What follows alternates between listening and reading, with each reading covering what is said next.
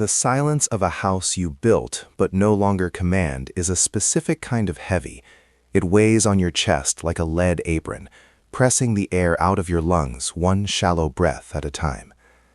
I sat in the corner of the living room, in the armchair that David had tried to move to the basement 3 times, watching the dust motes dance in the shaft of afternoon light. I am Samuel Wright. I am 76 years old. For 40 years, I was a senior systems analyst for the largest banking consortium on the East Coast. I built firewalls that kept billions of dollars safe from people who wanted to take what wasn't theirs. My mind was, and still is, a fortress of logic, patterns, and protocols. But to my son, David, and his wife, Chloe, I was just a glitch in their operating system, a piece of legacy hardware that was too expensive to maintain and too stubborn to crash. They had moved in 6 months ago. "To help you maintain the property, Dad," David had said, his smile tight and practiced. "Mom is gone." It sounded like mercy. It felt like an occupation. "Samuel, move your feet, please," Chloe said, breezing past me with the vacuum cleaner. She didn't look at me. She looked at the carpet. To her, I was an obstacle, indistinguishable from the ottoman, only more annoying because the ottoman didn't require coffee in the morning. "I was reading, Chloe," I said, lifting my book. "Well, read in the study," she snapped, the vacuum roaring to life. "I have to get this room ready. David has investors coming next week. We need the space to look vibrant." I stood up, my knees popping with a sound like dry twigs snapping. I walked to the window. Outside, the sky was the color of a bruised plum, threatening rain. I looked past the manicured lawn to the detached garage. It sat 50 feet from the main house, a structure I had built with my own hands to restore classic cars.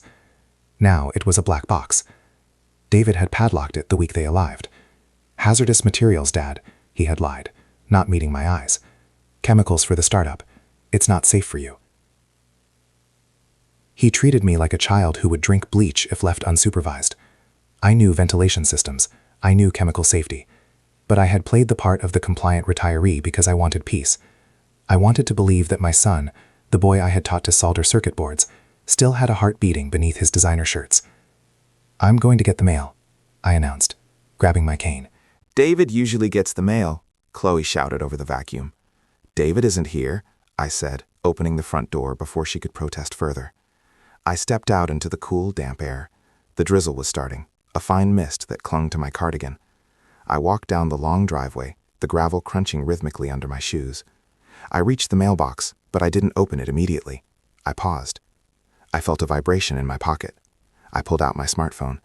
I tapped the screen to check the weather radar, curious if the storm was going to break. The screen lit up. I looked at the status bar at the top right. My breath hitched. The Wi-Fi icon was full bars. I frowned. I was halfway down the driveway.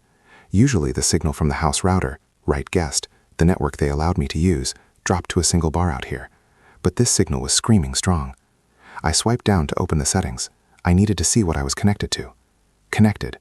Secret Office 5G. I stopped breathing. I knew networks. I spent 4 decades understanding the handshake protocols between devices. A phone does not auto-connect to a network it doesn't know. It only connects to a known SSID, a network it has been paired with before, a network where the password has been entered and saved. I stared at the phone. Secret Office 5G. I had never seen this network name. I had never typed in a password for it. Then the memory clicked into place like a tumbler in a lock. 2 months ago, we were at dinner. David had forgotten his phone charger. He asked to borrow my phone to check a stock price while his was dead. He had walked away from the table for 20 minutes. I turned slowly. I wasn't looking at the house. I was looking at the garage. I was standing exactly 40 feet from the garage door. The signal strength was minus 40 dBm. That meant the router wasn't just nearby. It was powerful, industrial grade. I took a step toward the garage. The signal stayed pinned at maximum. I looked at the windows. They were blacked out with heavy construction paper from the inside. I had assumed it was to hide the mess of a startup. But now, standing in the quiet drizzle, I heard it. A low, steady hum. It wasn't the hum of a refrigerator or a heater. It was the high-pitched whine of high RPM cooling fans, server fans, dozens of them. If you've ever felt the hair on the back of your neck stand up because you realized the people living under your roof were building a cage for you, you know why I didn't knock. It's a specific kind of cold that hits you. colder than the rain. Subscribe now, because what I found behind those doors wasn't just a betrayal, it was an execution plan. I didn't walk closer, not yet. I knew David had installed a ring camera above the garage door. I turned back to the mailbox, grabbed the stack of envelopes, mostly bills addressed to David, and shuffled back to the house. I played the part. I wiped my feet. I handed the mail to Chloe, who snatched it without a thank you. "Just junk," she muttered. I went to my study and sat in the dark. I waited. I engaged the patience I had learned in the server rooms of the 90s, where a single rushed command could crash a global transaction system. I watched the clock. At 6 p.m., David came home. He looked flushed, excited.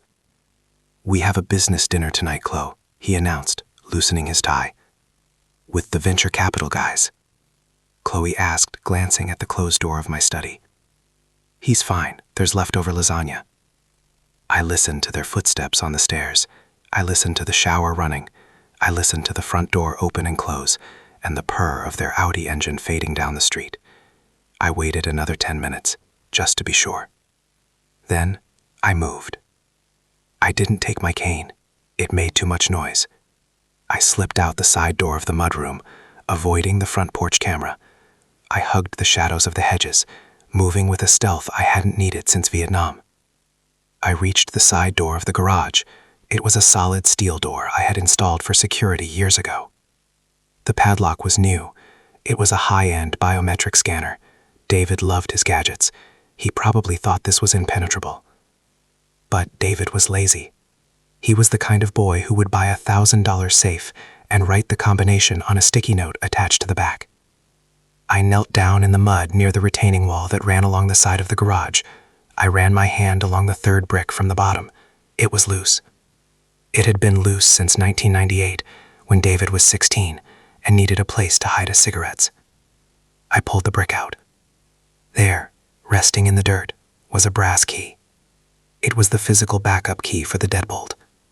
David relied on the biometric padlock to block the latch, but he hadn't changed the actual door handle mechanism. He never thought I would remember.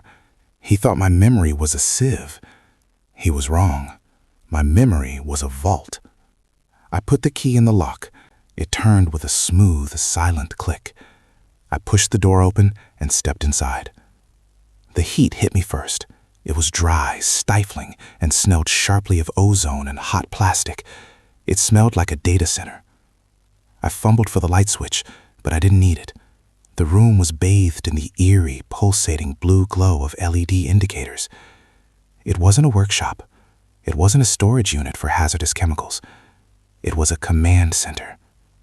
3 server racks hummed against the back wall, their lights flickering in a frantic dance of data transmission. Thick black cables snaked across the floor like vipers. But the center of the room was dominated by a large, chaotic desk covered in stacks of paper. I walked over, my heart hammering a frantic rhythm against my ribs. I picked up the top sheet. It was a bank statement. First National Reserve, account holder, Samuel Wright. I squinted. I didn't bank with First National. I had never opened an account there. I looked at the balance. Negative $45,000. I picked up the next sheet. A credit card application. Approved. $50,000 limit. I looked at the signature line. It was my name. The signature was a perfect replication of my own. The loop of the S, the sharp cross of the T. It was a forgery so accurate it made my stomach turn. They weren't just living off me. They were leveraging me. They were using my perfect credit score, built over 50 years of discipline, to take out massive loans. They were draining the equity from the house, funneling my retirement into shell companies, and burying me in debt I didn't know existed. My hands began to shake, not from age, from rage. I shuffled through the papers. There were blueprints for a condo in the Cayman Islands. There were receipts for jewelry, for cars, for consulting fees paid to a company registered in Chloe's maiden name. But the real horror wasn't the theft. Money is just numbers. I could track numbers. I could fix numbers. The real horror was the document sitting in the output tray of the laser printer. The paper was still warm. It was a glossy brochure. Serenity Hills Memory Care, secure living for the advanced decline. And stapled to it was a legal document, petition for emergency conservatorship. I read the text, and the air left my lungs. Petitioner, David Wright, asserts that the ward, Samuel Wright, has exhibited violent tendencies, extreme confusion, and self-harm. Ward was responsible for a structural fire in the kitchen on October 12th. I stared at the words, the kitchen fire, last week. Chloe had left a dish towel on the gas burner while I was in the other room. She had screamed. I had run in and put it out with the extinguisher. She had cried and thanked me. Now I saw it for what it was. It wasn't an accident. It was a staged event, a data point. They were building a dossier. Ward is prone to wandering and is a danger to the community. They were manufacturing a narrative of dementia. They were systematically documenting a decline that didn't exist so they could strip me of my rights. They wanted to lock me away in a facility, medicated into oblivion, so they could enjoy the fruits of my lifetime of labor without the inconvenience of my presence. I stood there in the humming blue light of the servers, holding the proof of my son's treachery. I looked at the family photo they had carelessly tossed on the floor, me holding David when he was 5. I didn't cry. A cold, hard clarity settled over me. It was the same feeling I used to get when I found a malicious code buried deep in a banking kernel. The panic vanished. The emotion was compartmentalized. All that was left was the problem and the solution. They were using technology to erase me. They were using the very tools I had mastered to dismantle my life. But they had forgotten one thing. They had forgotten who taught them how to plug in the router. They had forgotten that I wrote the code they were just playing with. I didn't steal the papers. If I took them, they would know I had been here. They would accelerate the timeline. I pulled out my phone. I took photos. I photographed every document. I photographed the screen showing the wire transfers. I photographed the server racks. I photographed the forgery practice sheets I found crumpled in the trash bin. Then, my eyes landed on the main laptop. It was open. Plugged into the side was a USB drive. A silver Kingston drive. I recognized it. It was mine. It was the drive I kept in my desk drawer, the one containing my encrypted personal journals and my will. I walked over to the laptop. I tapped the trackpad. The screen woke up. It wasn't showing my will. It was showing an Excel spreadsheet titled, The Exit Strategy. I scrolled to the bottom. Row 45. Date of transfer to facility. Value. November 15th. I checked the date on my phone. Today was November 12th. 3 days. I had 3 days before they came for me with a court order and a sedative. I reached out and pulled the USB drive from the laptop. This I would take. This contained the digital fingerprint of their plan. I backed out of the garage. I wiped the door handle with my sleeve. I locked the deadbolt. I placed the key back under the loose brick, positioning it exactly as I had found it, with the teeth facing down. I slipped back into the house. I sat in my dark study, the only sound the beating of my own heart. I booted up my ancient, air-gapped laptop, the one I kept offline, the one they thought was too old to be useful. I plugged in the USB drive. I opened the files. They thought I was a glitch in their system. They thought I was obsolete hardware, ready for the scrap heap. I leaned back, the glow of the screen illuminating the lines of my face, casting deep shadows in the hollows of my eyes. They were about to find out that I wasn't the glitch. I was the architect, and I was about to initiate a system purge.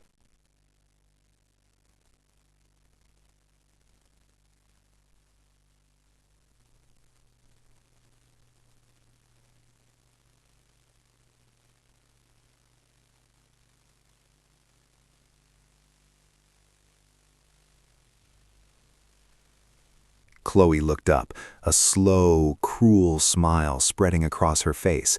It was the smile of someone who had just won a bet. She looked at David, who was busy pouring a protein shake. "Samuel?" she asked, her voice dripping with mock sweetness. David chuckled, shaking his head. "Poor guy. The decline is accelerating, Chloe. The doctor said the confusion would get worse before the—" "It's okay, Samuel," Chloe said, patting my hand with a condescension that made my skin crawl. "I'm Chloe." "Martha is gone," I repeated, letting my voice crack. "Oh, yes." I looked down at my toast to hide the cold, hard fury in my eyes. I was feeding their confirmation bias, fattening them up on their own arrogance like pigs before a slaughter. Every time they pitied me, every time they dismissed me, they lowered their guard. They were so convinced that I was a broken machine that they forgot I was the one who wrote the manual. That afternoon, while they were out picking up the dry cleaning for their big night, I walked to the convenience store 3 blocks away. I bought a burner phone with cash. I stood behind the dumpster in the alley, shielding the device from the rain, and dialed a number I hadn't used in 3 years. "Miller," the voice answered, gruff, suspicious. "It's right," I said. There was a pause. "Samuel?" "I'm retired," I said, "but I'm currently dealing with a massive security breach, internal threat." I sent him the photos, the bank statements, the credit applications with the forged signatures, the exit strategy spreadsheet. I waited in the rain, listening to the traffic on the main road, counting the seconds. "Samuel," Miller's voice came back, and it was shaking. Miller was a man who had seen everything in the fraud division, but he sounded rattled. "This isn't just theft. This is grand larceny, conspiracy, identity fraud, and this petition for conservatorship, these are fabricated incidents." "I know," I said. "I can have a squad car there in 20 minutes, Miller said. "We can pick them up right now." "No," I said. The word was sharp, cutting through the static. "Samuel, they are dangerous." "I know the timeline, Miller, but an arrest in the driveway isn't enough. It's too quiet. They can spin it." I took a deep breath, watching a stray cat pick through the garbage. "They are hosting an investor gala here on Friday night. They invited their partners, venture capitalists, the people funding David's shell companies." "You want a show," Miller realized. "I want a demolition," I corrected him. "I want them arrested in front of the people they are trying to impress." "Friday night," Miller said. "I'll have a warrant. I'll bring the team." "The signal will be loud," I promised. I hung up. I smashed the phone under my heel and tossed it into the dumpster. Then I walked home, resumed my shuffle, and waited for the curtain to rise. Friday night arrived with the chaotic energy of a high-stakes production. The house was transformed. The furniture I had carefully chosen with Martha 40 years ago was pushed to the walls or covered with sleek, rented linens. Caterers bustled through the kitchen, shouting orders, treating my home like a hotel lobby. David and Chloe were dressed for a coronation. David wore a tuxedo that I knew from the credit card statements had cost $4,000 of my money. Chloe wore a silk emerald gown that shimmered under the chandelier lights, her neck adorned with pearls that looked suspiciously like the ones missing from Martha's jewelry box. I was the prop. They had dressed me in my old beige cardigan and sat me in the wingback chair in the corner of the living room, far enough away to be ignored, but close enough to be pointed at. "Just stay here, Dad," David had said, handing me a glass of water. "Don't try to walk around. We don't want you falling and making a scene." The guests began to arrive at 7 p.m. They were sleek, wealthy sharks, men in Italian suits and women with sharp eyes and sharper smiles. They were looking to invest in David's tech empire, unaware that the empire was built on the stolen equity of the old man sitting in the corner. I watched them circulate. I listened. "The proprietary algorithms are revolutionary," David was saying to a man with silver hair. "We're entirely self-funded, no loans." "Impressive," the man said, sipping his champagne. "And this estate?" "Family money," David lied smoothly, clapping the man on the back. He gestured toward me with a pitying, benevolent smile. "But, well, the mind wanders. The body fails. We're just happy we can care for him here in his final years." The guests nodded sympathetically. Chloe squeezed David's arm, gazing at him with adoring, fraudulent eyes. "You're a saint, David," a woman whispered. "We couldn't do that," Chloe said softly. "It was a perfect performance. Oscar-worthy." I sat there, clutching my water glass, feeling the rage burn in my chest like a cold blue flame. They were rewriting my history while I was still in the room. "David," announced an hour later, tapping a spoon against his champagne flute. The room quieted. "If I could have your attention, I have a brief presentation. I want to show you the future of the company." He walked to the fireplace. Above it, mounted on the wall, was the massive 85-inch television he had installed the week they moved in. He pointed a remote at it. "This is Project Skyline," David said, beaming. He pressed the button. The screen flickered to life. He expected to see his PowerPoint slides. He expected to see graphs and revenue projections. Instead, the screen went black. A hush fell over the room. David frowned, jabbing the remote again. "Technical glitch," he laughed nervously. "Apologies, folks. The Wi-Fi in these old houses." Then, white text appeared in the center of the black screen. "Connecting to Secret Office 5G." David froze. He stopped tapping the remote.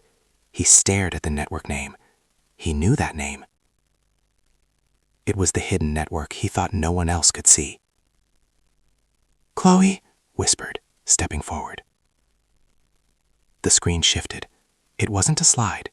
It was a video feed. It was footage from inside the garage. I had planted a micro camera in the ventilation duct 2 days ago, wired directly into the main feed cable I had spliced in the attic. The video was high definition. It showed David and Chloe standing over the desk in the garage, surrounded by the humming servers. The timestamp was from yesterday. The audio boomed through the expensive surround sound speakers, crystal clear and damning. "We just need the old man to sign the final release," David's voice echoed through the silent living room. On screen, he was laughing, holding up a document. "If he doesn't sign, we just forge it like the others," Chloe's voice replied. It was sharp, cruel, devoid of the sweetness she displayed in public. "He's going to the home on Monday anyway. Who's going to believe a vegetable? Dr. Evans already signed the competency waiver." The guests gasped. A glass shattered somewhere in the back of the room. On screen, David tossed the paper onto the desk. "I can't wait to gut this living room," he said. "It smells like old people." The video froze on David's laughing face. The room was dead silent. You could hear the hum of the refrigerator in the kitchen. The investors stared at the screen, then at David. They looked horrified. They looked like they had just stepped into something filthy. David stood there, the remote hanging loosely from his hand. His face was drained of color. Chloe had turned a sickly shade of gray, her hand flying to her mouth to stifle a sob that never came. "The silver-haired investor asked. His voice was cold, authoritative. "David." I stood up. I didn't tremble. I didn't shuffle. I placed my water glass on the side table with a steady hand. I straightened my cardigan. I walked to the center of the room, my spine as straight as a steel beam. "It's the future of the company," I said. My voice was steady, commanding. It was the voice of the man who used to run board meetings for Fortune 500 companies. "It's a live demonstration of fraud," I continued, looking directly at the investor. "That video is from the illegal server farm my son is running in my garage, the servers he uses to mine crypto using electricity he steals from the grid." David yelled, snapping out of his trance. He lunged toward the TV, trying to rip the cords out of the wall. "He's confused. He's having an episode. He hacked the system." "I didn't hack anything, David," I said calmly. David spun around, panting, wild-eyed. "I just connected to the Wi-Fi," I said. "You really should have changed the password from the default." It was sloppy. Chloe shrieked, pointing a shaking finger at me. "He's senile!" The front door crashed open. It wasn't more caterers. It was Detective Miller, followed by 4 uniformed officers in tactical vests. They moved into the room with the precision of a hammer strike. David right, Chloe right, Miller announced, his voice booming over the stunned silence. Step away from the wall. David stammered. No, you can't. You are under arrest, Miller continued, walking straight up to David and spinning him around. The cuffs clicked. It was the loudest sound in the world. Chloe screamed. She tried to run toward the kitchen, her heels clacking on the hardwood, but a female officer stepped in her path and grabbed her arm. No, Chloe wailed as she was cuffed. It was his idea. David made me do it. David slumped against the fireplace mantel. He looked at me. His eyes were wide with shock. He couldn't process the shift. The vegetable was suddenly the executioner. The prop had become the protagonist. But, David stammered, tears streaming down his face. You never go in the garage. It was locked. I walked up to him. I leaned in close, so only he could hear me. I built the garage, son, I said softly, and I know where you hide the keys. Dad, please, he whimpered. Goodbye, Dad.